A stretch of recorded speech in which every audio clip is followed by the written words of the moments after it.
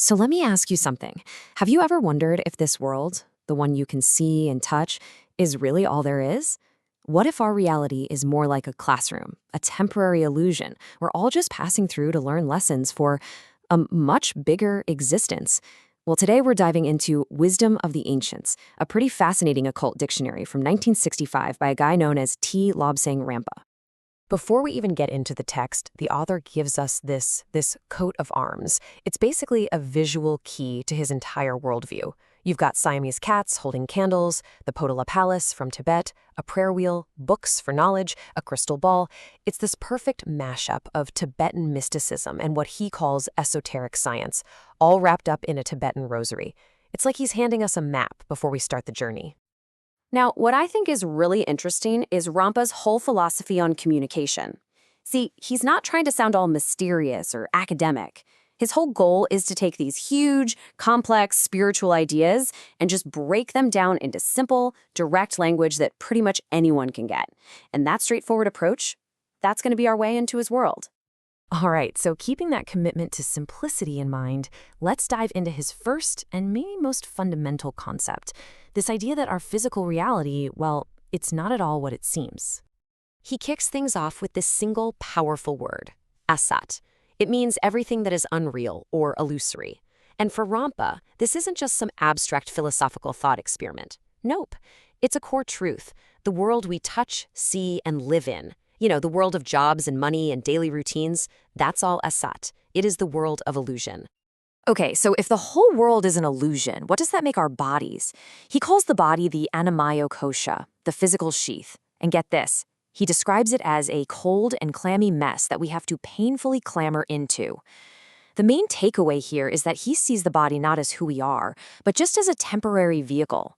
And that, of course, begs the question, if this isn't real, then what is?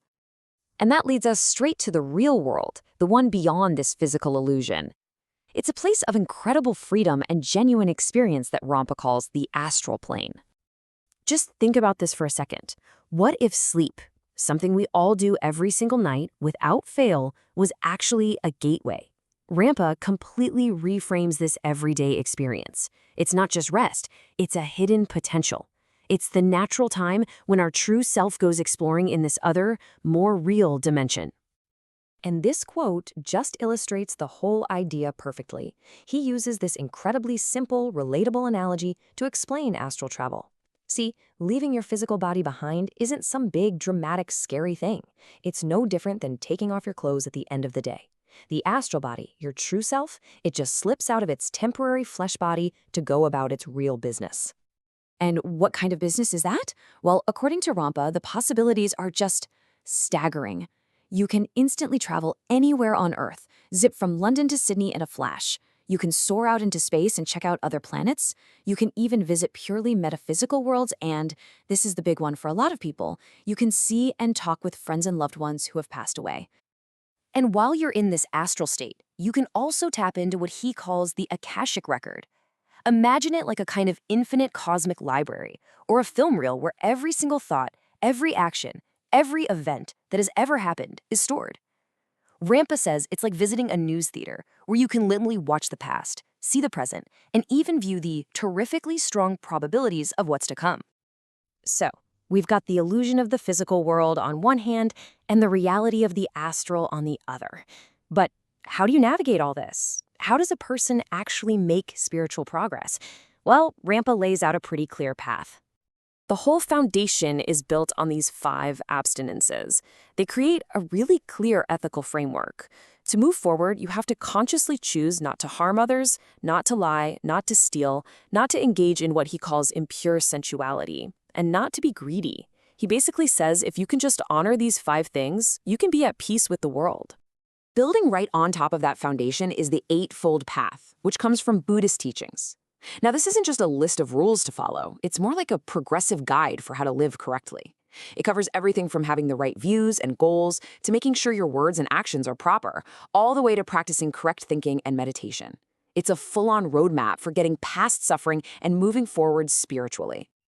So what about getting some help on this path? A guide? A teacher? Rampa is crystal clear on this point. You can't just demand a teacher, a guru. He talks about people writing to him, demanding he prove himself to them, and his response was just to toss their letters in the trash. True teaching, he says, only happens when the student has done the work and is genuinely ready to receive it. But it's really important to understand that Rampa isn't just a gentle guide. He is also a teacher with some very strong, very uncompromising opinions on what he considers to be dangerous spiritual dead ends. And his critiques are sharp. On one side, he totally dismisses Hatha yoga, the physical poses most of us think of as yoga. He calls them stupid exercises and merely an exhibitionist stunt, completely disconnected from any real spiritual work.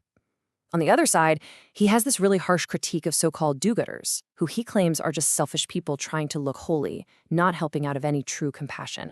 He puts out this very solemn warning about cults, especially the ones that are all about the personality of the teacher or the ones that demand huge amounts of money. For him, the teaching is what matters, not the teacher. He sees a lot of these groups as nothing more than scams, preying on people who are just spiritually curious. But his most severe warning, the one he really hammers home, is reserved for hypnotism. He absolutely does not see it as a harmless party trick. He calls it a crime against the overself, which is his term for our higher true spirit. In his worldview, hypnotism dangerously messes with the sacred link between our physical self and our spiritual controller, and that's a violation with some really serious karmic consequences.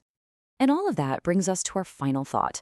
Rampa's framework, it's a radical reimagining of life and reality.